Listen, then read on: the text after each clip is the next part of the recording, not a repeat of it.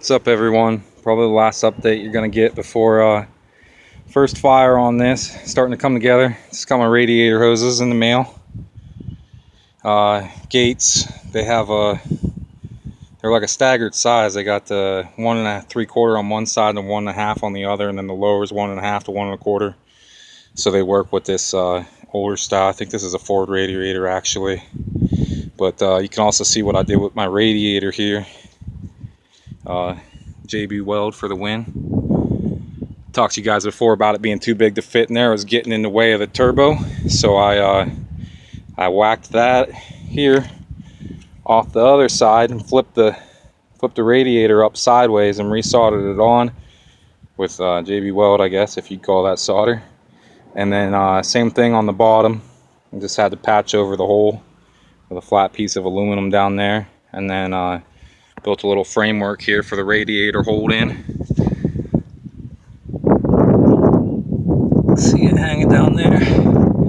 And I got my trans cooler in there, squeezed in between the radiator and the intercooler. And my wrecking yard fan. I can't remember what this thing came out of. It was actually just sitting on the back of a truck at the wrecking yard, and so I just snagged it up because I didn't even have to pull it, and it was about the right size. Just did a little whacking down there around the inlet so the shroud would fit over top of it.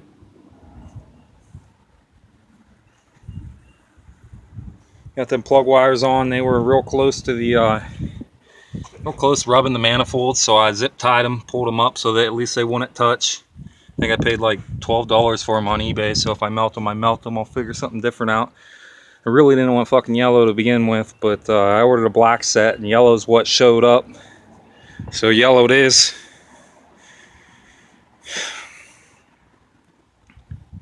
Got the wide band in down there, exhaust finished up. Just dumping right out the front. Finally got that bumper back on there. A little bit of alignment issues to work on still. Come on. Focus in there. There she blows.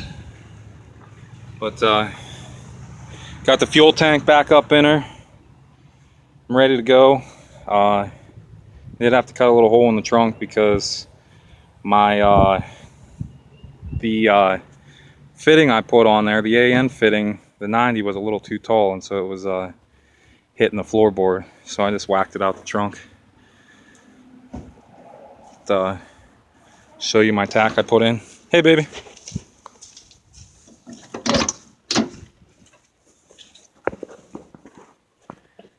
Squeeze the tack in there. Still waiting on this setup here. Gonna finish up the wiring. It's pretty much all there, but I got to get all my gauges in. I ordered a hole saw set that said it was for sheet metal, and I ate the hole saw bit up before it drilled one hole. So sending that back and waiting on a new hole saw set. Other than that, I'm just pretty much got to tuck all this crap up in there and hide it. Most of the dash back in her.